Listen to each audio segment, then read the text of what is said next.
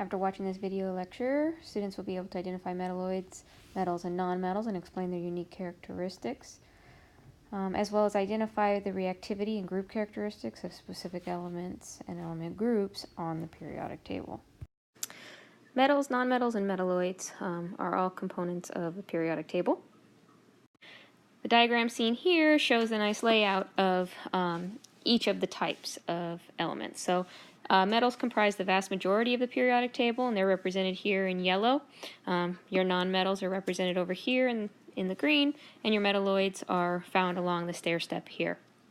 Being comfortable with the layout and the identification of each of these types of elements without the specific diagram is obviously going to be necessary. However, that's a skill set that I assume most of you already have. So metals. Metals are basically any elements that exhibit the chemical and physical properties that are associated with metals. So good conductors of heat and electricity, being malleable and ductile. So malleable is basically able to be shaped and molded. Ductile means that it can be drawn into wires. Metal oxides are ionic solids and basic. They have a shiny luster and can be various colors, but most are a silvery type of hue. They tend to form cations during reactions, meaning that they are oxidized in reactions, and they are characterized by having low first ionization energies. If we look at the chart that we were viewing in the previous slide, you notice that metallic character increases to the left. Obviously, that's not going to be including the hydrogen atom here because it's a nonmetal.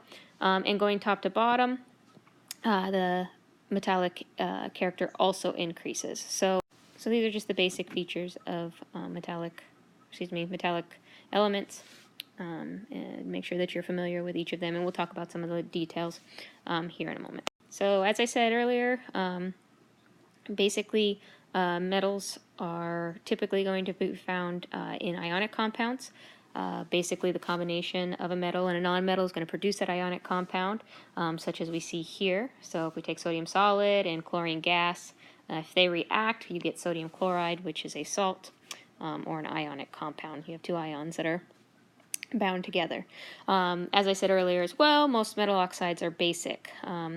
And more specifically, if we look at a few reactions, soluble metal oxides give you hydroxides when they're placed in water. So if you take sodium oxide or calcium oxide and you add them to water, they will give you sodium hydroxide and calcium hydroxide respectively.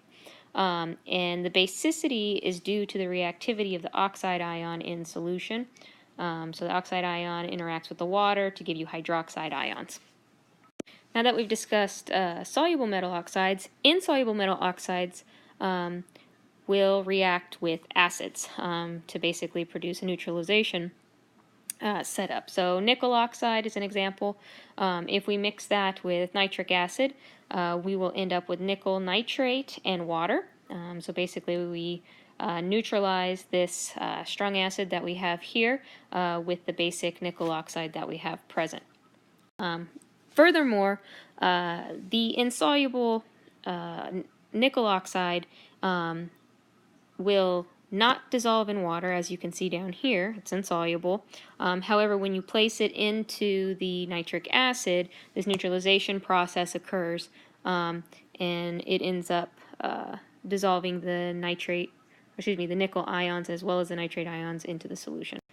This is why you see this greenish hue here due to the ions present in the solution. So nonmetals are typically found on the right-hand side of that periodic table. Those green elements on the previous chart that we were looking at correspond to these types of elements. They do not have a shininess or a luster, and they're typically different colors. As you can see over here, the sulfur is kind of a yellowish color. Nonmetals are poor conductors of electricity and heat. They're very brittle. As you can see here, this sulfur breaks apart into kind of a crumbly mess. They tend to form anions in reactions, so the reduction process is what happens to them. So nonmetals typically pick up electrons. So we can see this here. Basically, we have the noble gas electron configuration of bromine, the neutral bromine element. We add an electron to it, and that gives us a bromide ion. So notice I go from having 5 electrons in my 4p orbital to having 6. So that's the normal process that most of them want to undergo. Some do it with more than 1 electron, as you guys are familiar with. Compounds containing only metals tend to be covalent substances. And most of the nonmetals are gases, liquids, or very low melting solids. If we look at the nonmetal oxides, they're going to behave quite differently than the metal oxides that we discussed previously. When we put nonmetal oxides, in this case carbon dioxide, into water, they're going to give us a corresponding acid in solution. So our carbonic acid will be produced when these two are combined. Similar truth is real for this compound. This should be an oxygen. This should be P4O10. I apologize. When you mix that nonmetal compound containing compound with water, you end up with phosphoric acid, as you see here. Because of the acidic properties that are the acidic compounds that are produced when we put these nonmetal oxides into water, nonmetal oxides are of course going to react with bases to give you the neutralization process, much in the same way we saw the reverse process happening with the metal oxide in acids. So if we take a nonmetal oxide and mix it with a base, we're going to end up with a salt and H2O, so a neutralization process. So these are the basics of your nonmetals. Metalloids are kind of how they sound. Basically, they're in between in terms of the characteristics of the metal and nonmetal elements. And also, as we saw on the chart that we originally looked like, they actually physically occur on the periodic table in between both of the metal and nonmetal groups. So we can look at something like silicone. Silicone is a metalloid, and it looks a lot like a metal. As you can see here, it looks shiny and kind of lustrous like the other metals. However, it is brittle, and it doesn't conduct heat or electricity. So it might look the part, but it doesn't necessarily have all of the chemical or physical characteristics. And we will discuss metalloids in more detail when we discuss semiconductors and dopants and things of that sort, but that will be in a little bit later chapter. For now, I just want you guys to be able to differentiate between metals, nonmetals, and metalloids, be able to share some of the details about their metal oxides or about metal oxides, nonmetal oxides, how they behave in solution. Do they give you a base? Do they give you an acid? Those types of things are the things I want you guys to be able to share. So let's go ahead and let's look at the trends from Group 1A.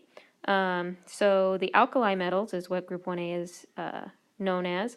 The alkali metals, or the word alkali, is from an Arabic word meaning ashes, and ashes is where some of the early alkali metals were obtained by researchers. All the alkali metals in that group have characteristic metal qualities, so they conduct electricity, they are shiny, things of that sort.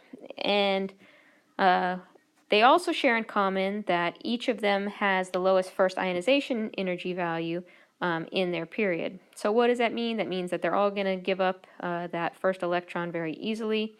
And this is one of the reasons why they all have the +1 charge when they form ions. Now, they do exist in nature as compounds. They are very reactive.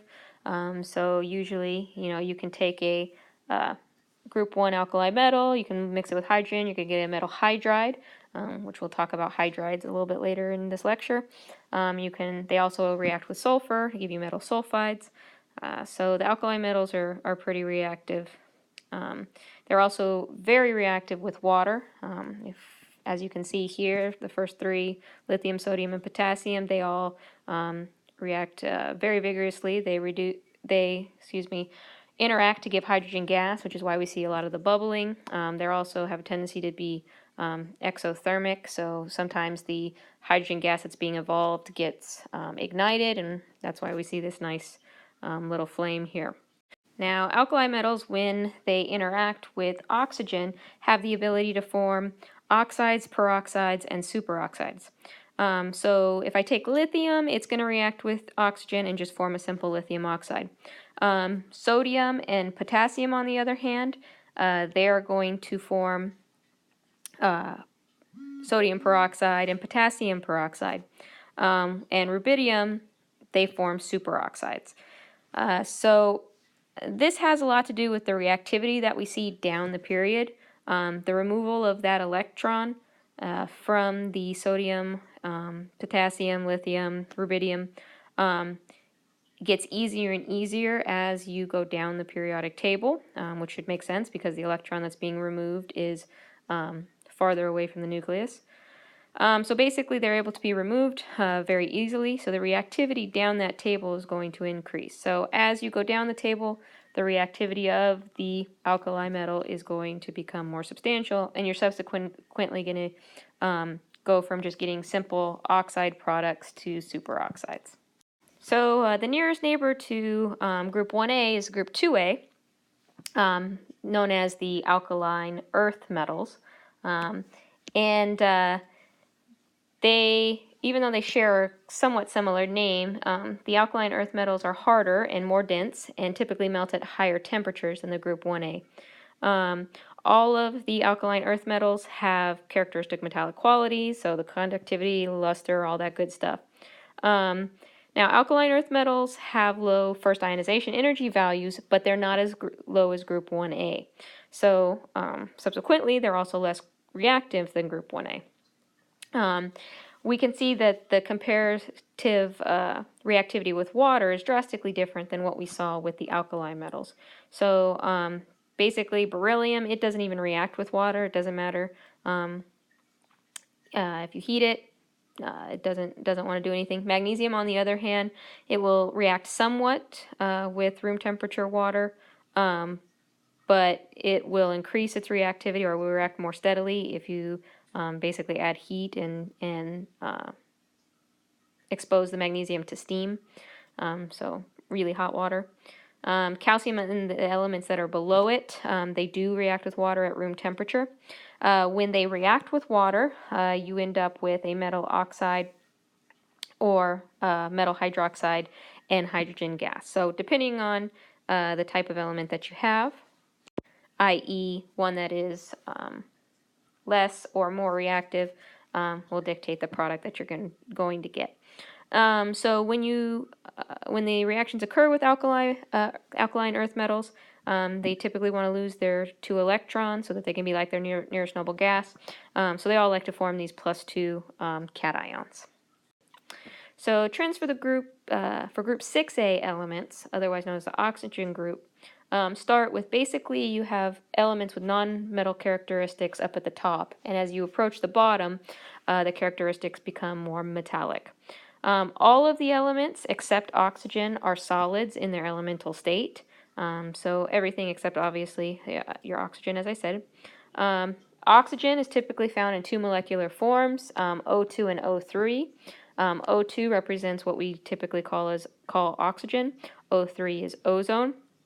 And these 2 molecular forms of oxygen are known as allotropes. And allotropes are basically different forms of the same element in the same state. So basically these 2 are both in the gaseous state. They consist of the same element, but obviously they're in different forms. Ozone, as you guys may have heard, the ozone layer. Ozone absorbs specific harmful wavelengths of light and basically protects us on Earth's surface from the harmful rays that are being exhibited by the sun. Oxygen gas, we obviously breathe it. It's used in combustion. There's lots of interaction with oxygen gas that we have.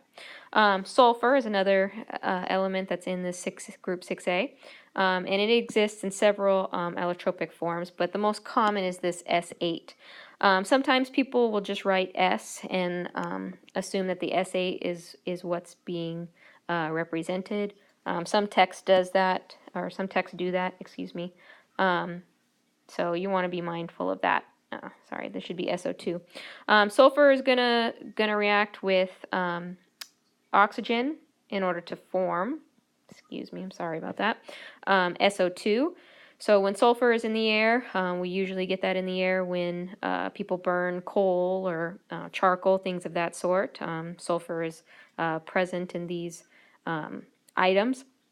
Basically, we put sulfur in the air, oxygen reacts with the sulfur, and that produces SO2. SO2 is a major air pollutant, and something obviously we want to try to avoid. So that's one of the reasons why we scrub our combustion byproducts and things like that with catalytic converters and those types of things in our vehicles and in production plants. All of the oxygen group elements prefer a -2 oxidation state, so they prefer to pick up the electrons. And these are the characteristics of the oxygen group. Group 7A consists of a group of elements known as the halogens. Down the group, all of them are nonmetals. As the atomic mass increases down the table, so do the melting and boiling points. So at room temperature, fluorine and chlorine are both gases. Bromine is typically a liquid, and iodine is a solid. Each one of them occurs as a diatomic molecule in nature, right? So meaning that they occur as F2, Cl2, Br2, and I2. They have very high electron affinities, meaning they desperately want to pick up that electron so that they can be like their nearest noble gas. So they're generally fairly reactive. Fluorine is the most reactive of the bunch. In fact, it's so reactive that special equipment has to be used, special containers have to be used to store the gas. Chlorine is the most useful of the halogens. It's used to purify, or I shouldn't say purify, it's used to stop the growth of bacteria and things like that, and life in drinking water and pools. And so we use it as an additive to keep our waterways safe. Bromine and iodine are commonly used in chemistry. We use them as reagents or visualization aids. So they show up in different types of chemistry. Now, I want you guys to all pay attention to the difference between the elements, such as, let's see, fluorine, okay, in its elemental form, versus fluoride. Okay, so fluorine in its elemental form, it hasn't picked up its extra electron yet. So the electron configuration for fluorine is going to be 1s2, 2s2, 2p5, while the electron configuration for fluoride is going to be 1s2, 2s2, 2p6. Okay, and this is going to be charged. Okay, there is a big difference between the behavior of these two species, right? Fluorine, the gas, is extremely reactive. It's, as I said, it basically will react with almost anything it's exposed to. So special equipment, special handling, special containment, all have to be accounted for. Fluoride, as you've heard, we have this in our waterways, our drinking water, we have our toothpaste. Okay, obviously they are drastically different. And the reasoning behind that is basically the elemental form does not have the electron that it needs in order to be content. The anion, on the other hand, has picked up that electron. It has a full octet, and it subsequently is content. So group 8A consists of our noble gases. Noble gases, we should be thinking of them with respect to the nobility of old. Kings and queens didn't react or interact with commoners, and most noble gases do not do those types of reactions either.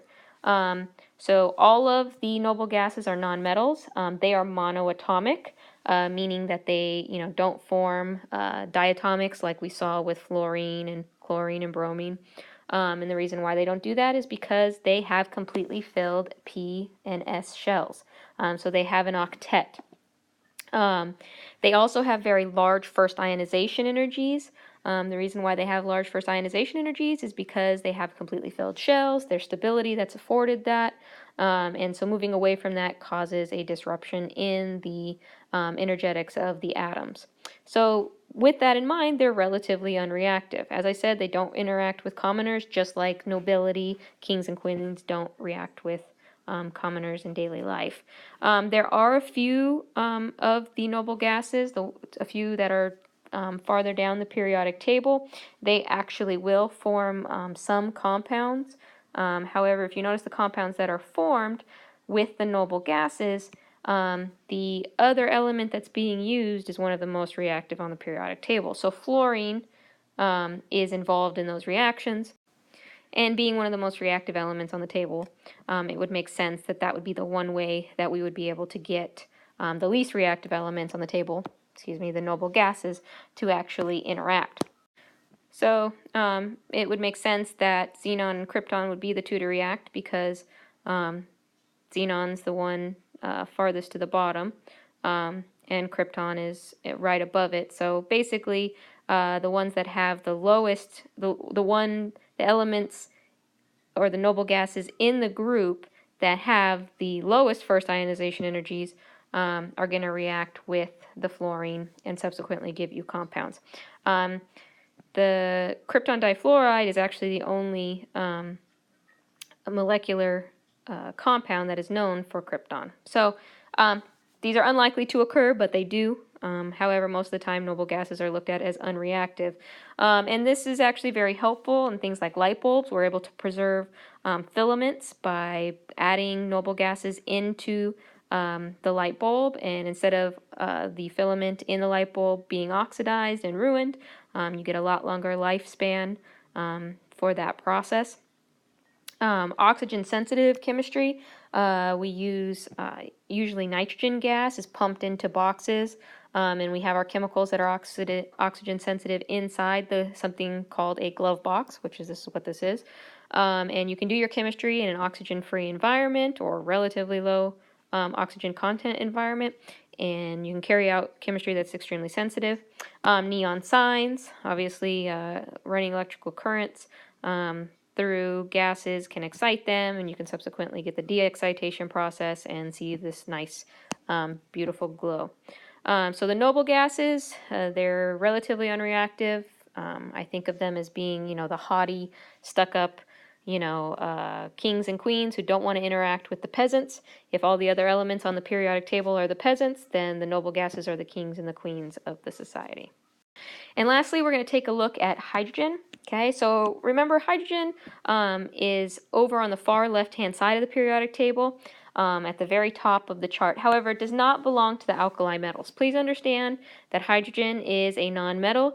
And it is a gas, and it obviously does not belong to that group. However, the electron configuration is one and such that it gets put over there. Now, in nature, it occurs as a diatomic molecule, so we're going to have H2, so it's one of those 7 diatomics along with the few that we see on the right-hand side of the table. The 1s1 orbital configuration basically means that there is no shielding of the nucleus. So the interaction between our proton in our nucleus and our electron along the outside is very strong. So that being said, unlike the alkali metals, it really doesn't want to give up its electrons very easily. It's actually 2 times harder to remove an electron from hydrogen than from any of the alkali metals in that group. So obviously they're not of the same family. Usually when hydrogen forms bonds, it'll do so in a covalent way. It'll share electrons in order to form compounds. And we see hydrogen in tons of stuff, especially carbon-containing compounds. Now, hydrogen can gain or lose electrons. It is possible for this to happen, and depending on what the hydrogen is interacting with will dictate whether it loses or gains electrons. So in aqueous chemistry, a lot of times we'll see something, we'll see the process where hydrogen is going to lose an electron and form an H+ ion. Okay, so a proton is what we'll call it sometimes in acid-base chemistry. So that H+ ion is caused by the removal of that exterior electron from that 1s1 orbital. Hydrogen can also gain electrons. That is possible. It has an open space for another electron. And this is found when we interact hydrogen with metals. And this H- ion forms because instead of just being 1s1, you now have 1s2. You only have one proton, so you have an extra electron. And basically you end up with a negatively charged anion, and this is known as a hydride ion. And so please understand the difference between these two. Hydrogen ions can form that are positively charged, so we call them protons sometimes. Okay. The hydride ion corresponds to the negative version of the hydrogen ion. So in this case, it's an anion. We get that when we interact with the hydrogen gas with a reactive metal. Okay, and then obviously our elemental state is H2. This is just hydrogen by itself. Make sure you're familiar with all of the nomenclature and comfortable differentiating between the various states.